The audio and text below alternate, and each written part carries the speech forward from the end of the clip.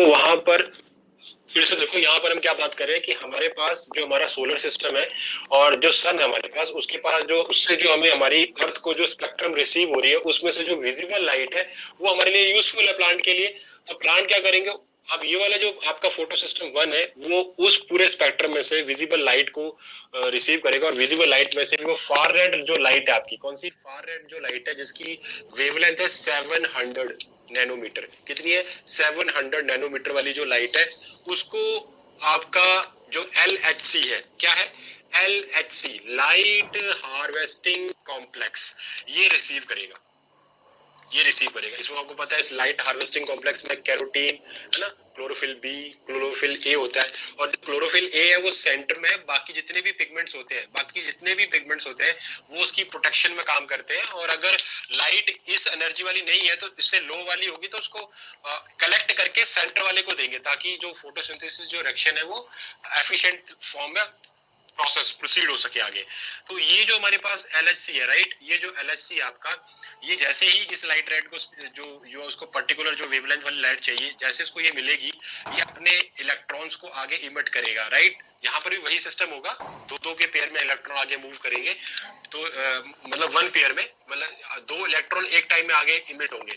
तो ये सबसे पहले वो, अगर हम डायरेक्ट आपकी बुक के हिसाब से बात करें तो सीधे वो जाते हैं FRS के पास। कहाँ जाते हैं?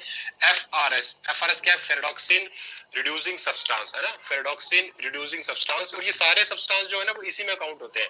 तो हम इसको यहाँ ओपन करके मैं बता रहा हूँ आपको, अगर आपसे डायरेक्ट वो पूछता है कि सबसे पहले फोटो सिस्टम वन में सबसे पहले कौन रिसीव करता है, तो आप FRS उसका आंसर दोगे, क्योंकि ये सभी में काउंट होता है। अगर वो डीपली आपको ऑप्शन में दे A1 A2 A3 FRS, तो A1 होगा, राइट। तो ये याद रखना कि A1 ने रिसीव किया सबसे पहले। अदरवाइज नॉर्मल पूछ रहा है क्वेश्चन तो आपके पास क्या होगा आंसर?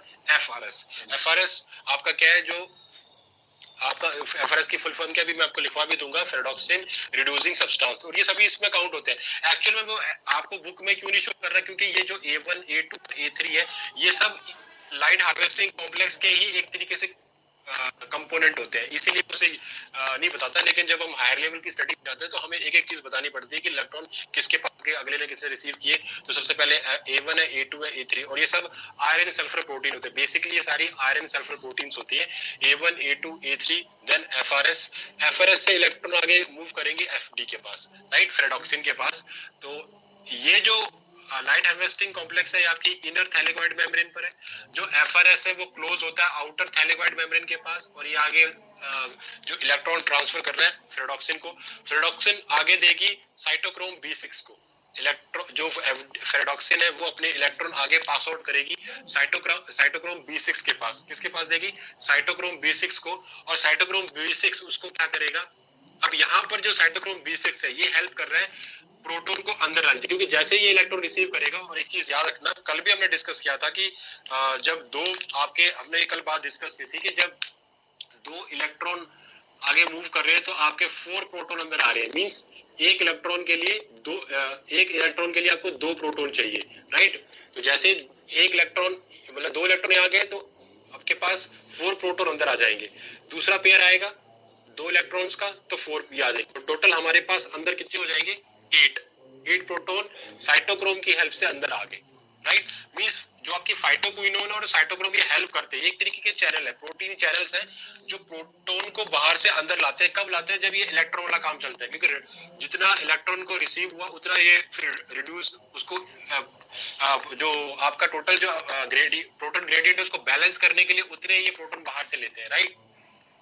तो साइटोक्रोम B6 ने क्या किया, अपने जो जैसे इसने 2 इलेक्ट्रॉन रिसीव किए और 4 प्रोटॉन अंदर आ गए, और उसने फिर आगे 2 इलेक्ट्रॉन आगे किसको आगे सेंड कर दी, आपकी जो प्लास्टोक्विनोन है उसको आगे दे दिए, राइट। तो PQ को जैसे रिसीव किए, PQ इन 2 इलेक्ट्रॉन को रिसीव करते हुए इसमें कन्वर्ट होगी PQH2 में, और साथ में उसने बाहर से 2 प्रोटॉन भी ले लिए, और वो कन्वर्ट होगी आपकी जो PQB है वो PQA में कन्वर्ट होगी। कल भी हमने डिस्कस किया था। और ये प्लास्टोक्विन जैसे ही H2 में कन्वर्ट होके फिर वापस जब PQ में कन्वर्ट होगी तो 2 प्रोटॉन फिर आप बाहर छोड़ देगी, और 2 इलेक्ट्रॉन आगे नेक्स्ट वाले प्रोटीन को दे देगी, आयरन सल्फर प्रोटीन को, राइट। ये आयरन सल्फर प्रोटीन 2 इलेक्ट्रॉन को वापस से दे देगा साइटोक्रोम B6F को। किसको आगे प्रोसीड करेगा? Cytochrome B6F। ये है साइटोक्रोम B6 और ये है साइटोक्रोम B6F, राइट। फिर ये साइटोक्रोम B6F आगे इलेक्ट्रॉन किसको दे देगा?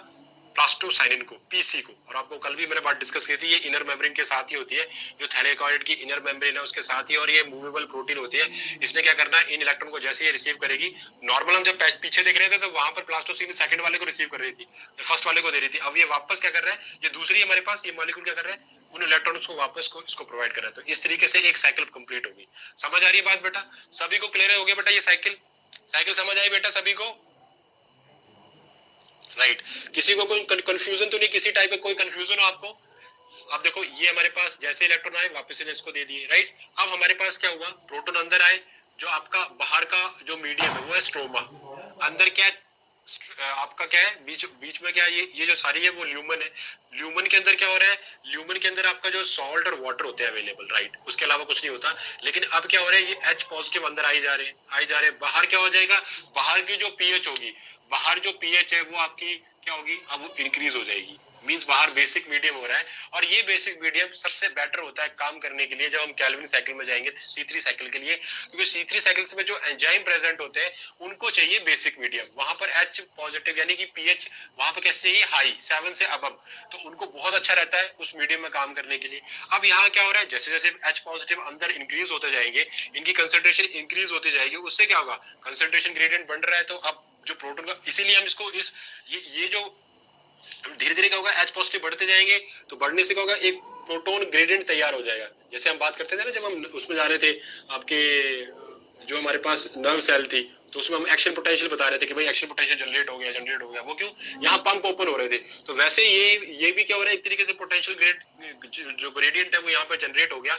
और आपको पता है कि अगर फोर प्रोटोन अगर इस ये जो हमारे पास F1 और F0 जो पार्टिकल्स है, ये इनके थ्रू अगर चैनल के थ्रू ये अगर इनको 4 प्रोटॉन मिल जाए तो ये एक एटीपी को जनरेट कर देते हैं। तो हमारे पास अंदर अभी 8 ही प्रोटॉन है। जब एक साइकिल चली तो हमें 8 प्रोटॉन मिले, तो जब 8 मिलेंगे तो हम कितने बना सकते हैं, 2 एटीपी। तो आपको कितने मिल जाएंगे, रिजल्ट में 2 एटीपी यहाँ पे आपको रिसीव हो जाएंगी, राइट। सेम वही प्रोसीजर है, इसमें फर्क क्या पड़ रहा है, यहाँ रोटेशन चल रही है इलेक्ट्रॉन्स की, वहां रोटेशन नहीं चलती, वहां एनएडीपी भी हमें रिजल्ट में मिलता था।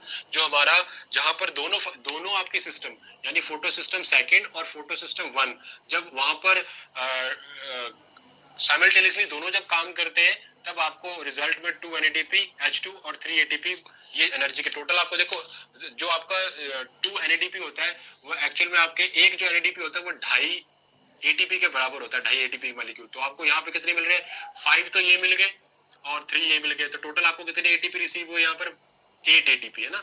और जब इसकी बात करें तो यहाँ तो 2 एटीपी मिले। तो इसलिए ये वाला जो प्रोसेस है ये हमें इतना यूजफुल नहीं है प्लांट को, उसको सिर्फ 2 एटीपी मिले इतने काम करने के बाद। और यहाँ देखो कितनी अच्छी एनर्जी मिली है इसको, है ना, 8 एटीपी मॉलिक्यूल्स मिलते हैं। तो इसीलिए ये कम प्रोग्रेशन में आता है, बट होगा कभी जब कुछ कंडीशंस है तब ये वर्क करता है, राइट। तो ये चीज हमने डिस्कस कर ली। बेटा क्लियरेंस हो गया सभी को इसमें? कोई किसी को कोई प्रॉब्लम आ रही है तो बताओ, बताओ बेटा, किसी को कोई दिक्कत आई है तो, किसी को कोई प्रॉब्लम कुछ समझ में नहीं आया हो?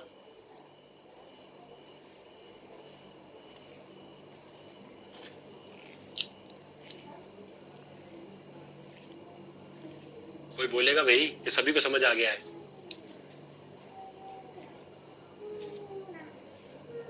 चलिए कोई बात नहीं, आप नहीं बोलना चाहते, नाराज है, कोई चक्कर नहीं है। हमने तो ये मैंने तो आपको सारा समझा दिया। अगर मुझे तो लग रहा है कि मैंने आपको समझा दिया है, बाकी आप यस नो नहीं कर रहे तो वो आपकी इच्छा है। तो आगे हम नेक्स्ट बात करते हैं कि हमारे पास आ गया नेक्स्ट है इसी को। अब हमने दोनों चीजें पढ़ ली, अब हमने साइक्लिक और नॉन साइक्लिक दोनों काम कर लिए। अब हम बात करते हैं, एक हमारे पास नेक्स्ट हाइपोथेसिस आती है, chemo osmotic hypothesis. Chemo osmotic hypothesis बेटा विजिबल है, क्लैरिटी आ रही है? ओके तो अब हम बात करते हैं, ये हमारे पास है कीमो ऑस्मोटिक हाइपोथेसिस। ये दोनों को कंबाइंड फॉर्म में, हम शॉर्टकट फॉर्म में हम बता रहे हैं कि क्या क्या किया अभी तक हमने, सारी चीजें, है ना, कोई बड़ी बात नहीं है। अब हमारे पास क्या, ये जो आप देख रहे हो, जो आपको ये कॉलम सा दिखाई दे रहा है, ये एक्चुअल में क्या आपकी थैलेकॉइड मेम्ब्रेन है, और ये इसकी आउटर और ये इनर मेम्ब्रेन है, राइट। थैलेकॉइड बाहर क्या स्ट्रोमा, अंदर क्या ल्यूमन है। ये आपका फोटो सिस्टम सेकंड है, ये फोटो सिस्टम 1 है, और ये आपका वो F1 F0 पार्टिकल है जो एटीपी की प्रोडक्शन करेंगे। इतनी बात हमने क्लियर कर ली थी। तो हो क्या रहा है, हमने लास्ट, ये पूरा कंक्लूजन होगा जो हमने भी पीछे पढ़ा है, दोनों को कंबाइन करके हो क्या रहा था, आपका फोटो सिस्टम सेकंड है, इसके ऊपर रेड लाइट आएगी और ये क्या करेगा, अपने इलेक्ट्रॉन इमिट करेगा, और उसी टाइम क्या होगा, जो आपका ऑक्सीजन इवॉल्विंग जो आपका कॉम्प्लेक्स है ना OEC, वो क्या करेगा, वाटर स्प्लिट करेगा, H2 यहाँ पर स्प्लिट होगा, और स्प्लिट होते ही जो अपने इलेक्ट्रॉन्स है वो तो फोटो सिस्टम सेकंड को दे देगा, और जो आपका स्ट्रोमा है वहां पर H पॉजिटिव और आपकी ऑक्सीजन यहाँ पर आ जाएगी, राइट। ये electron photo system second receive करेगा, आगे फियोफाइटिन को देगा। तो सबसे पहले फोटो सेकंड के अंदर जो इलेक्ट्रॉन को रिसीव करने वाला जो प्राइमरी जो सबसे पहले वाला है वो कौन है, फियोफाइटिन। फियोफाइटिन उस इलेक्ट्रॉन को कहां दे देगी, प्लास्टोक्विनोन को। प्लास्टोक्विनोन उस इलेक्ट्रॉन को कहां दे देगी, साइटोक्रोम बी एंड एफ को, साइटोक्रोम बी एंड एफ को, और उतने ही अमाउंट में प्रोटॉन अंदर आ जाएंगे, जितने इलेक्ट्रॉन आएंगे। जैसे हमने यहाँ पर एक इलेक्ट्रॉन है, तो जैसे हमारे पास 4 एक साथ चलते हैं, तो हमारे पास यहाँ 4 प्रोटॉन आ जाते हैं जब 2 इलेक्ट्रॉन मूव करते हैं ना। तो इस तरीके से ये यहाँ प्रोटॉन जो इकट्ठे होते जा रहे हैं, एक्यूमुलेट हो रहे हैं, बाहर से आ रहे हैं, और उसी हिसाब से ये जो फिर आगे इलेक्ट्रॉन किसको दे देगा, फोटो सिस्टम 1 को। फोटो सिस्टम 1 को इलेक्ट्रॉन मिलेंगे, वो आगे किसको दे देगा, NADP को। NADP जो है वो H पॉजिटिव कहां से रिसीव करेगा, स्ट्रोमा से, और कन्वर्ट हो जाएगा NADP H2 में। तो यहाँ पर हमें क्या मिल गया, NADP।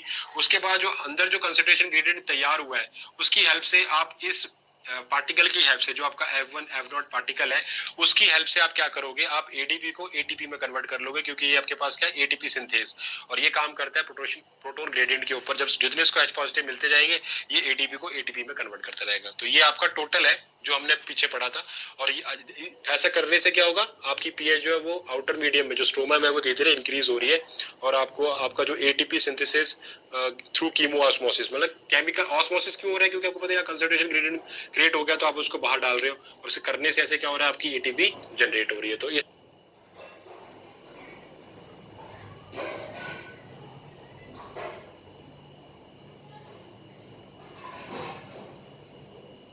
तरीके से ये आपका एक तो हो गया फोटो फॉस्फोराइलेशन, और दूसरा हो गया कीमो ऑस्मोटिक हाइपोथेसिस। बेटा क्लियर हो गया सभी को?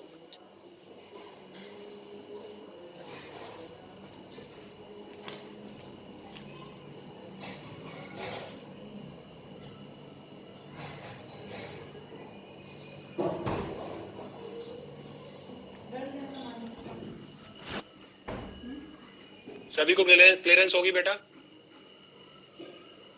चलिए, तो अब हम नोट कर लेते हैं। फर्स्ट हेडिंग दीजिए